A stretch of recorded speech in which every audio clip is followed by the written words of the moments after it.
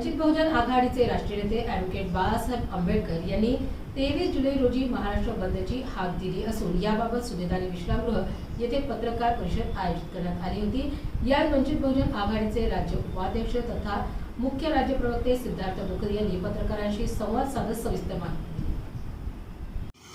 दिली।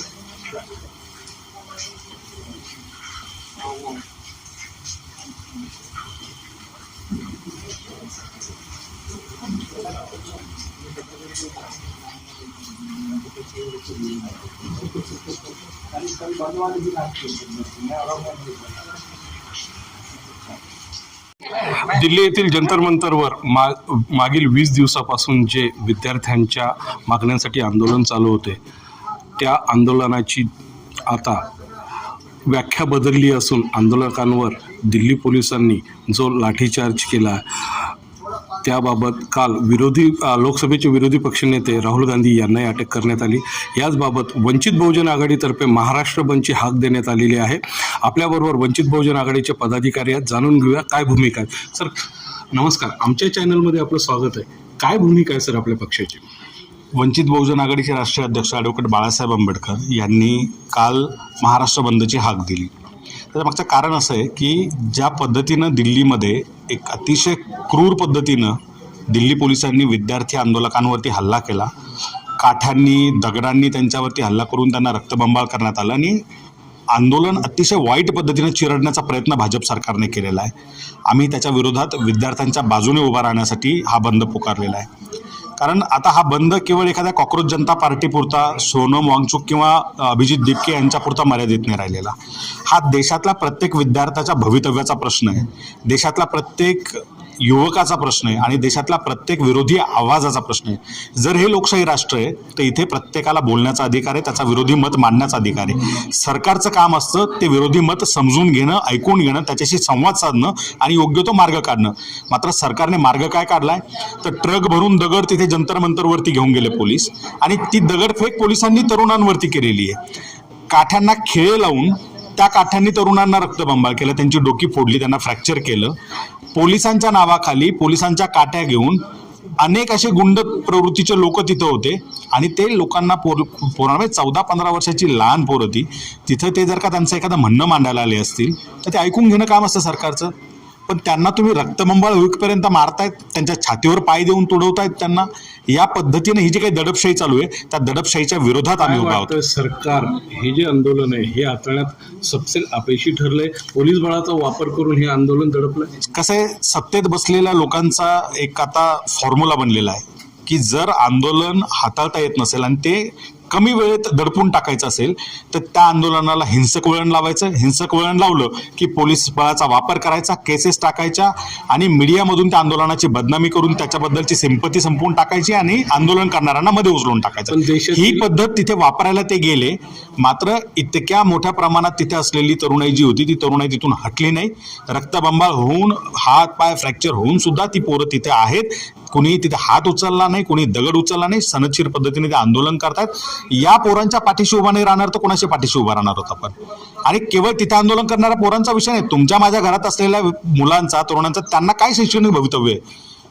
जर दर परीक्षेचा पेपर लीक होणार असेल आणि अभ्यास करूनही पोरं जर का तिथे त्या परीक्षा पास करू शकणार नसतील, पैशावाल्यांचे पैसे भरून आणि चुकीच्या पद्धतीनं एज्युकेशन माफियाच्या हातात बावलं बनून जर का हे सगळ्या व्यवस्था राबणार असेल तर या तरुणांना भवितव्य काय? हा देश कसा? असाही आरोप करते आहे का हे आंदोलन एका विशिष्ट संघटनेकडून, एका विशिष्ट विचारसरणीच्या बीजेपीकडनं कधी कुठल्या विरोधी आवाजाला बदनाम करण्याचा प्रयत्न नाही झाला ते मला सांगा।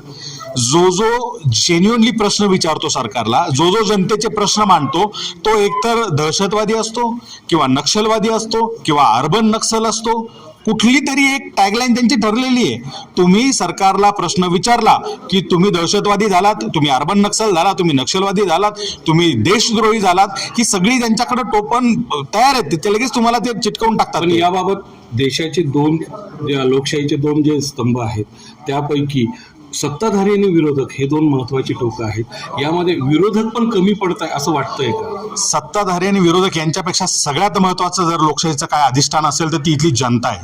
आम्ही भारताचे लोक हे जे आहे ते महत्त्वाचं आहे. त्याच्यातून निवडून गेलेले हे प्रतिनिधी आहेत आणि त्यांचं सभागृह आहे त्यांच्या प्रतिनिधींचं. जर त्या आम्ही भारताचे लोक जे आहेत त्यांच्यावरती तुम्ही खेळ लावलेल्या लाट्यांनी हल्ले करणार असाल तर तुम्ही आमचं प्रतिनिधित्व नाही करू शकत. हे सरकार खाली खेचलं पाहिजे. पण विरोधी पक्ष नेते पण इतके दिवस 100% दिसले नाहीत. विरोधी पक्षाने- काल त्यांच्या विरोधी पक्ष नेत्याला अटक झाल्यानंतर काँग्रेस पक्ष आज पूर्ण ताकदीने रस्त्यावर उतरला आहे. हे कितपत योग्य आहे? CJPच्या आंदोलनाच्या बाबतीत सगळ्यांना शंका होत्या, सगळ्यांची मतमतांतरं होती, आमचीही होती. ती असायला हरकत नाहीये, ती असली पाहिजे. दुधानं पोळलेला ताकही फुंकून पितो त्या पद्धतीनं अण्णा आंदोलनामुळे जे शेकलेले होते ते आता या बाबतीत सावध होते की हे सरकार प्रायोजित असू शकतं.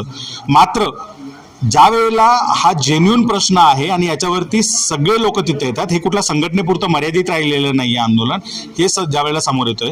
बाळासाहेब आंबेडकर स्वतः जेव्हा पहिल्यांदा तिथे गेले, जंतर मंतरला भेट दिली, सोनम वांगचुक यांना विनंती केली की तुम्ही हे उपोषण सोडा, त्याच्यानंतर राजकीय नेत्यांची तिथे रीग लागली, राजकीय पक्षांची रीग लागली. सभागृहात असलेल्यांना आमचं म्हणणं इतकं आहे की तुम्ही सभागृहात करताय का? सभागृहात ज्या पद्धतीने यांनी वातावरण बनवायला पाहिजे होतं, सभागृह दणानून सोडायला पाहिजे होतं, त्याच्यात आतापर्यंत ते कमी पडले. सरकारला सभागृह सुरू नसताना सुद्धा विरोधी पक्षनेता म्हणून यांनी घेरायला पाहिजे होतं.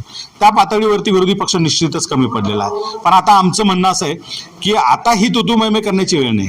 आता आम्ही म्हणतोय की हा फक्त वंचित बहुजन आघाडीनं कॉल दिला म्हणून आमचा बंद नाहीये, तर इथे भाजपच्या या दडपशाही विरोधात असलेल्या प्रत्येक पक्षानं, प्रत्येक संघटनेनं, प्रत्येक समाजातल्या घटकानं सहभागी झालं पाहिजे असं आवाहन आम्ही केलेलं आहे. काही महाराष्ट्रातले नेते तिथे जाऊन आता भेट देत आहेत. त्यांनाही आम्ही म्हणतोय की दोघा चौघांनी जाऊन तिथं भेट दिली, खूप चांगलं आहे.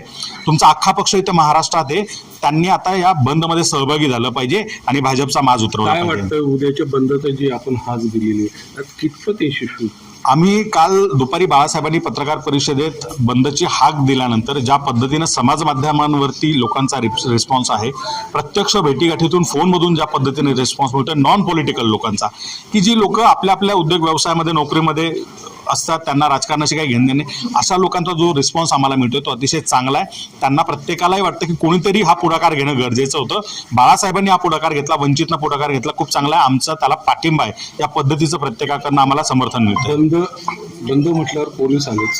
पोलिसांची दडपशाही, काही नोटीस वगैरे आपल्या जिल्हाध्यक्षांना वगैरे काही लागलं आतापर्यंत तरी कुठेच नाहीये आणि मला असं वाटतं की ही महाराष्ट्र पोलिसांना संधी आहे आपण दिल्ली पोलिसांपेक्षा वेगळे आहोत हे दाखवण्याची. दिल्ली पोलिसांनी जे केलं ते महाराष्ट्र पोलीस करणार नाहीत अशी आम्हाला अपेक्षा आहे. आम्ही सनदशीर मार्गाने शांततेने, कुठेही तोडफोड होणार नाही, कुठेही रास्ता रोको होणार नाही, कुठेही लोकांना त्रास दिला जाणार नाही, अत्यावश्यक सेवा बाधित होणार नाही याची काळजी आम्ही घेऊ. आम्ही लोकांना सांगतो की तुम्ही उत्स्फूर्तपणे सहभागी व्हा आणि स्वतःच्या गाड्या, स्वतःची आस्थापना बंद ठेवा. त्यामुळे कुठेही चुकीचं काही घडण्याचा विषयच इथे येत नाही. त्यामुळे पोलिसांना यात कुठलाही त्रास होणार नाही आणि पोलिसांकडून आम्हाला सहकार्य मिळेल अशी अपेक्षा आहे. पोलिसांना आणि सर्वसामान्य नागरिकांना कुठलाही त्रास होणार नाही, अत्यावश्यक सेवांना आम्ही यामधून वगळलेलं आहे असं आत्ता आमच्या प्रतिनिधीशी बोलताना वंचित बहुजन आघाडीच्या पदाधिकाऱ्यांनी सांगितलं आहे. बघूया उद्याच्या बंदचा महाराष्ट्रावर काय परिणाम होत होते. UCN TV साठी